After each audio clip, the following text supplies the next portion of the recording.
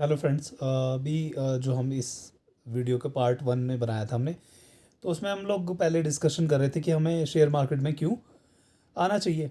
तो फ्रेंड्स, एक बात तो क्लियर होगी होगी अभी तक कि आप अगर मान लो पैसा और कमाना चाहते हैं, कोई लोग नौकरी भी कर रहे होंगे, तो आपको नौकरी में पता है कि फ़िक्स इनकम मिलती है, उसी से ही आपको अपना गुजारा चलाना पड़ता है ना फ्रेंड्स। तो शेयर मार्केट में आने का क्या रीज़न है? रीज़न ये है कि आप कुछ एक्स्ट्रा कमा सकते हैं विदाउट अपने ज़्यादा एफर्ट्स लगाने के। ठीक है। तो क्या होता है कि आप अगर कोई दुकान भी खोलते हैं, तो क्या होगा, 4-5 लाख रुपए तो कम से कम दुकान खोलने के लिए चाहिए आपको। लेकिन शेयर मार्केट में ऐसा नहीं है। आप अगर सही ढंग से काम करेंगे तो आप बहुत अच्छा पैसा इससे पार्ट टाइम कमा सकते हैं। Part time in the sense कि आपको कुछ नहीं करना है, आपने सिर्फ क्या करना है, जब आप ऑफिस से आ जाते हैं तो आके आप क्या करते हैं, मैच देखने लगते हैं, टीवी वेस्ट ऑफ टाइम, या यूट्यूब पे वीडियो सर्च करने लगते हैं। तो आपको हार्डली 15 या 20 मिनट शाम को लगाने। और जो ऐप्स वगैरह होते हैं जैसे Zerodha, up stock, SBI cap है। मैं SBI कैप यूज़ करता हूँ। और क्या बोलते हैं, आपका बहुत सारे ऐप्स है, मैं सबका नाम नहीं लेना चाहूँगा, ग्रो वगैरह भी हैं।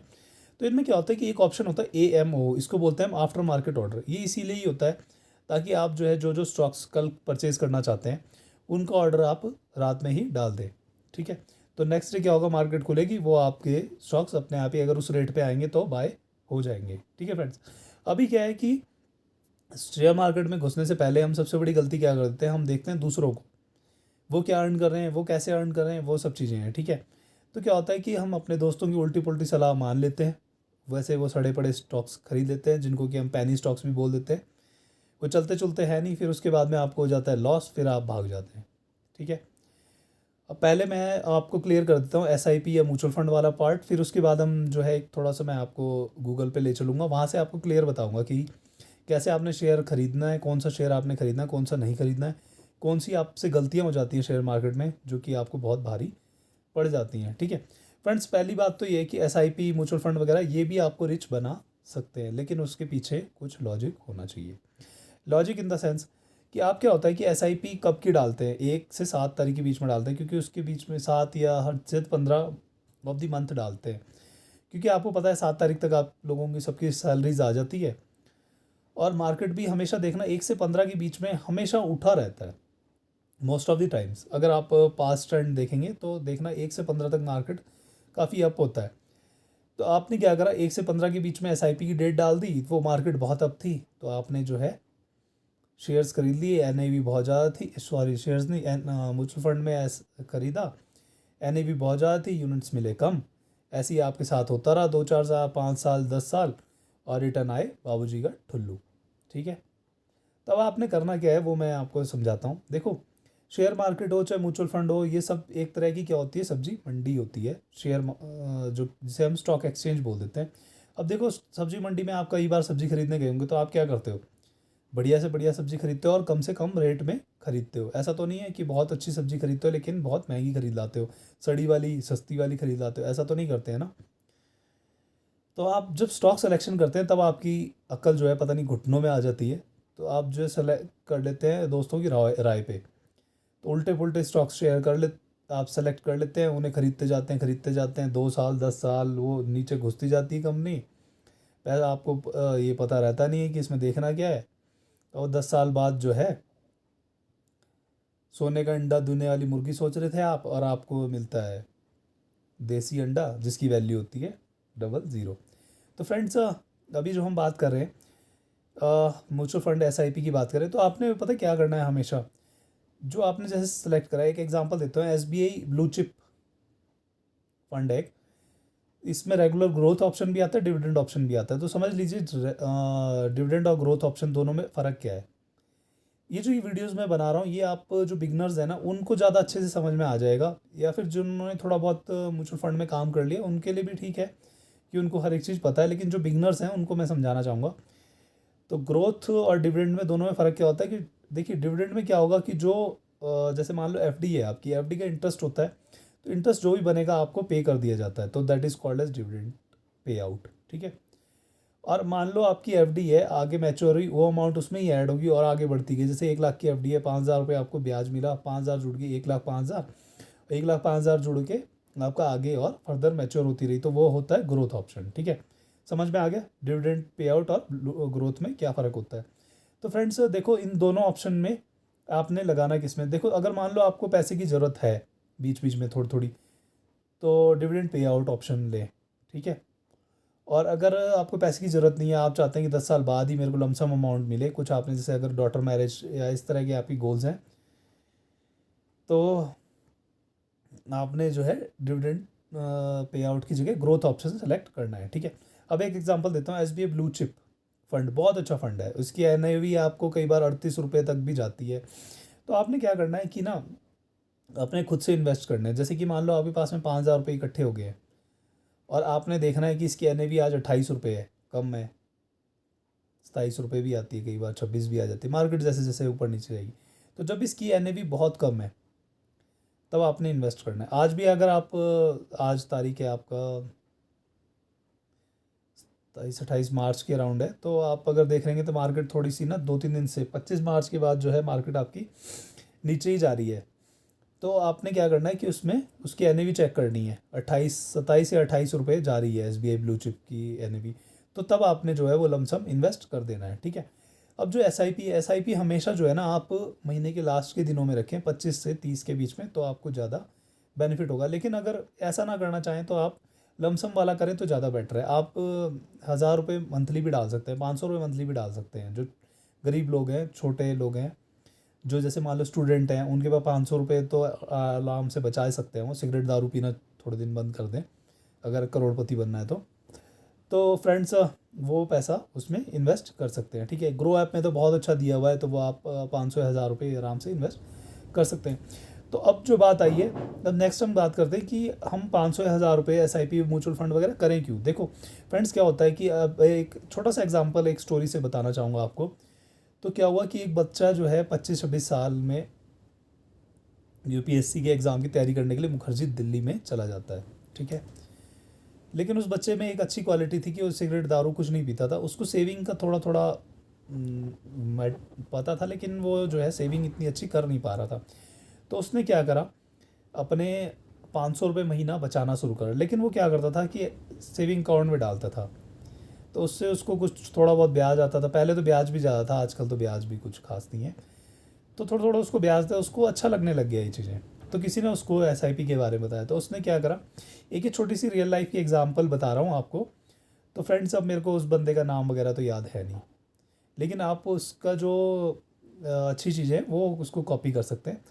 तो उसने क्या करा, 500-500 रुपये हर महीने SIP करके इकट्ठे करने शुरू कर दिए। तो क्या हुआ, 500-500 6,000 रुपये उसके ऐसे इकट्ठे हो गए। तो उसको और मज़ा आने लगा, तो उसने अगले साल 1,000-1,000 रुपये इकट्ठे करने शुरू कर दिए। तो उसको UPSC करते करते जो है 6 साल लग गए, ठीक है। तो अगर मोटा मोटा भी देखें, अगर आप कैलकुलेटर में कैलकुलेट करें, तो उसका ब्याज भी जोड़ के जो है 60,000 रुपये उसके पास इकट्ठे हो चुके थे, ठीक है। अब उसने थोड़ा थोड़ा और डीप जानना चाहा कि ये म्यूचुअल फंड कहाँ से पैसा कमाते हैं, कैसे कमाते हैं, हमें इतना अच्छा रिटर्न कैसे देते हैं। तो उसको धीरे धीरे धीरे धीरे स्टॉक मार्केट के बारे में किसी ने बता दिया। तो वो जो है वो काम करने लगा, ये काम करने लग गया। तो उसने अपना खुद का ही ये जो है शेयर मार्केट और ये सब चीज़ें काम शुरू कर दिया। तो UPSC जो कर रहा था वो 5-6 साल उसने मेहनत करी, लेकिन वहाँ वो सक्सेसफुल नहीं हो पाया। लेकिन देखो, उसने कितना अच्छा माइंड लगाया कि उसने जो है हर मंथ की जो सेविंग करी थी, उससे बाद में उसने जो है अपना बहुत अच्छा पैसा इकट्ठा कर लिया था। तो उसने काफ़ी अच्छा अपना खुद का काम शुरू कर लिया। नौकरी करता तो नौकरी में भी कुछ अच्छे पैसे कमा सकता था, लेकिन ये था कि अब जब नौकरी उसके नसीब में नहीं थी तो कुछ कर नहीं पाया। तो फ्रेंड्स देखो, इस छोटे से एग्जांपल की बात अब मैं आगे करता हूँ। अगर मान लो देखो, जैसे 1,000 रुपये महीना वो मतलब बचा रहा था, तो 1,000 5 साल में कितना बचता है, 60,000 रुपये, ठीक है। तो आप भी ऐसा ही कर सकते हैं। 60,000 रुपये जब आपके पास इकट्ठे हो जाएंगे, तो एक फ़ंड है HDFC बैलेंस्ड एडवांटेज फंड। इस फंड की क्या खास बात है कि ये जब से सिंस इंसेप्शन बोलते हैं, मतलब जब से शुरू हुआ है, फंड 10% का रिटर्न दे ही दे रहा है। कोरोना काल में भी थोड़ा कम हो गया, तो आप लोग सोचेंगे कि ये कम दे रहा है। हार्डली कम भी क्या, 9% तो दे ही रहा है। इतना तो बैंक की FD में भी नहीं मिलता। तो 60,000 अगर आप उसमें डाल देते हैं, तो आपको मंथली जो है आपको 5,500-6,000 रुपये आराम से जो है सालाना ब्याज आने लग जाएगा। तो वो एक तरह से आपके क्या होगा, पॉकेट का और अर्निंग स्टार्ट हो जाएगी, ठीक है। और जो 60,000 आपने लगाए थे तो वो NAV बढ़ ही रही है, तो 5-6 साल में उसकी NAV बढ़ जाएगी, तो आपको वहाँ से भी फ्रूट आना शुरू हो जाएगा। ठीक है, अब देखो फ्रेंड्स, अब हम जो बात करें, अब हम बात करेंगे स्टॉक मार्केट में कैसे इन्वेस्ट करना है। तो फ्रेंड्स, हमने क्या करना है कि जैसे जो बिगनर्स हैं उनके लिए मैं बताना चाहूँगा। 1 मिनट आइए, आप गूगल पे आ जाइए। गूगल पे आएंगे, गूगल पे आपने क्या लिखना है, टाइप करेंगे गूगल। अब कुछ महान लोग होंगे जिन्होंने ये सारा चीज़ देख रखी होगी, तो वो कह रहे होंगे कि जो है इसका तो ऐप भी आता है। फ्रेंड्स, ऐप में ना इतना मज़ा नहीं आएगा आपको। अगर आप देखेंगे गूगल फाइनेंस, इसको आपने क्या कर लेना है, सर्च। ठीक है, थोड़ा मेरे पास नेट बहुत स्लो है, थोड़ा सा आपको इंतज़ार करना पड़ेगा, बट बात समझिए, कोई बात नहीं। अगर आप इस तरह से इन्वेस्टमेंट करेंगे तो आप बहुत अच्छा पैसा इकट्ठा कर सकते हैं।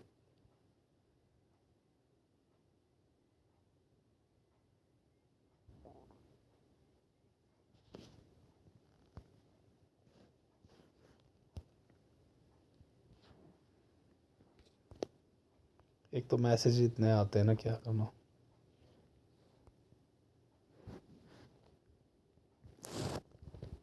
थोड़ा सा टाइम लग रहा है गूगल फाइनेंस को खुलने के लिए, एक बार ही खुल जाए फिर मैं आगे आपको बताता हूँ।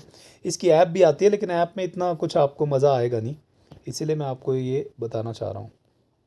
देखिए, ये हमारे पास गूगल फाइनेंस खुल चुका है। ठीक है, इसमें जो सबसे पहला ऑप्शन होगा उसको आपने, ये मैसेजेस चल रहे हैं सर, प्लीज़ इग्नोर कर देना आप, कोई बात नहीं, मैसेज तो आते ही रहते हैं। तो फ्रेंड्स, ये काम आपने डेली करना है। देखिए, गूगल फाइनेंस खुल गया आपके पास, गूगल फाइनेंस में चलेंगे।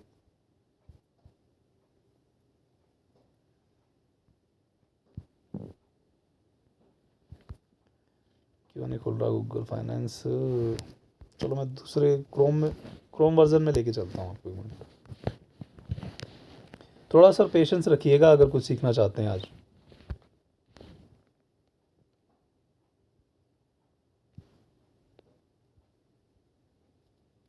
इसमें अच्छा खुल गया है, क्योंकि एक्चुअली मैं रोज़ इसी में ही खोलता हूँ, तो ये थोड़ा सा अच्छा चल रहा है।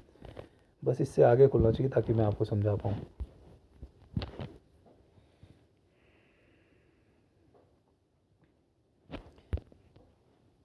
पहला ऑप्शन ही सेलेक्ट करना है आपने, आगे ये बहुत सारा कुछ दिया होता है, ये है वो, इनको रहने देना, ये पहला ऑप्शन सेलेक्ट करना आप।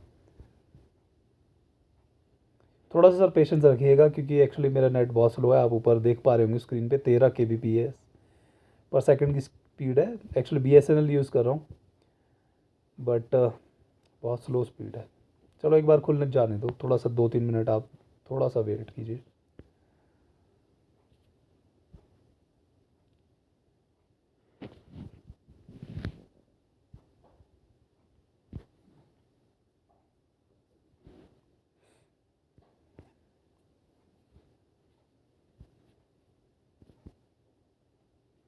जो जो दोस्त नए हैं वो अगर देखेंगे तो इसमें ना इस तरह से मेरा पहले से वॉच लिस्ट बनी हुई है, तो इसमें मैंने बहुत सारे ऐड कर रखे हैं। तो आपने क्या करना है, ये जो यहाँ पे सर्च स्टॉक क्या दिया हुआ है ना, यहाँ पे आपने देख पा रहे हैं आप, हाँ ये, इस पर कोई भी स्टॉक सेलेक्ट कीजिए, जैसे REC सेलेक्ट कर देता हूँ मैं।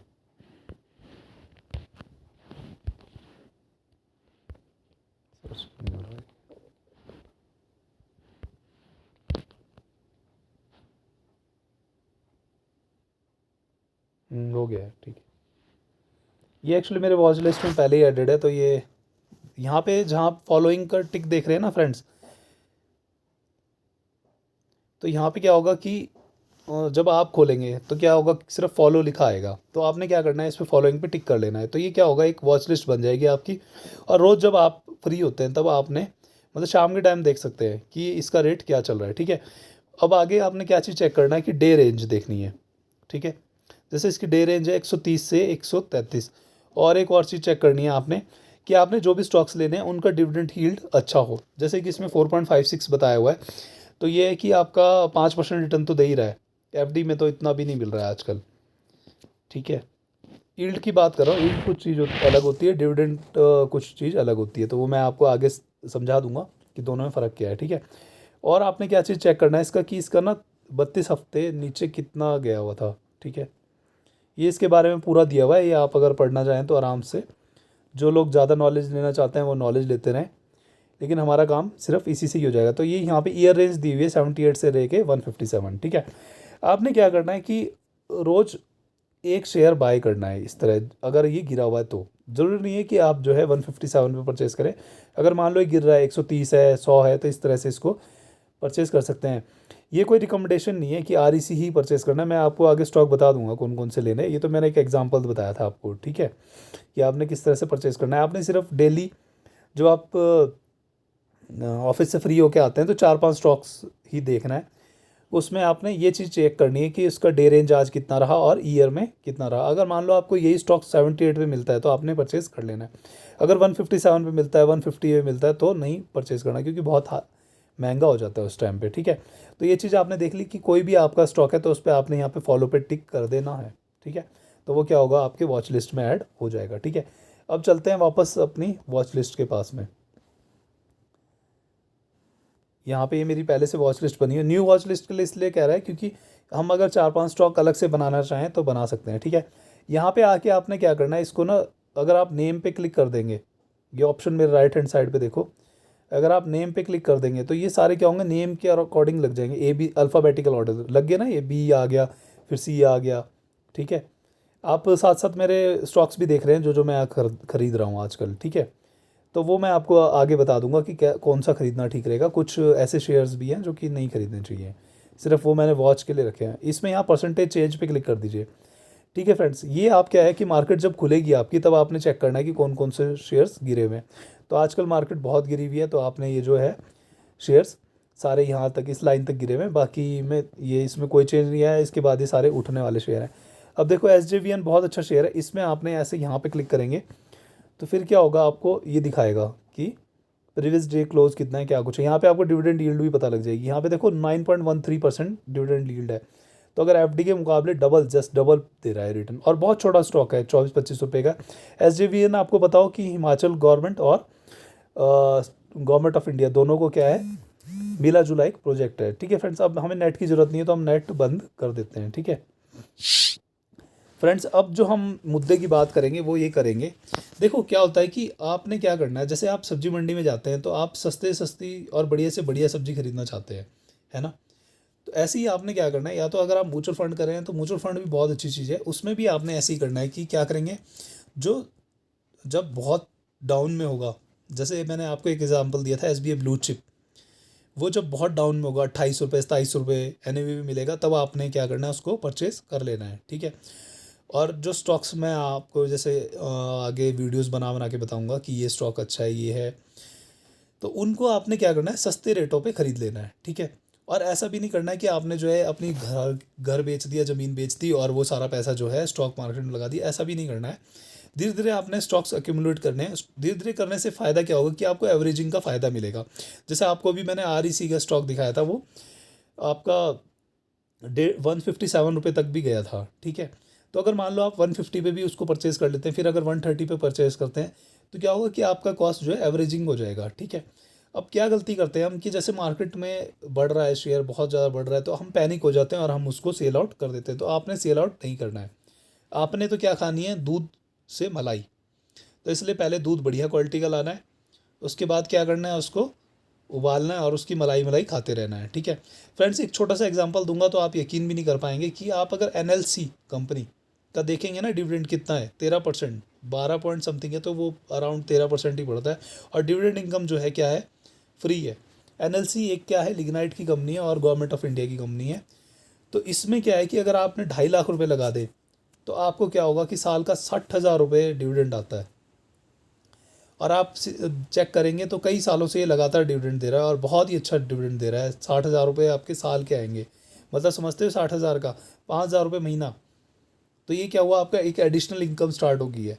तो फ्रेंड्स यही है कि वो चीज़ें आपको काफ़ी हेल्प करती हैं। अब मान लो जैसे आपको बीच में पैसे की ज़रूरत पड़ जाती है, तो आपने डिविडेंड ले चुके हैं, NLC अगर आपको कभी बड़ा हुआ मिल जाता है तो आपने क्या करना है, उसको थोड़ा सा सेल आउट भी कर देना है, ताकि आपका क्या हो, कैपिटल का भी फ़ायदा हो। तो वो मैं आपको नेक्स्ट वीडियो में समझा दूंगा कि कैसे कैसे आपको उसको बेचना है। तो फ्रेंड्स ये वीडियो यहीं पॉज करते हैं। Thank you, have a nice day.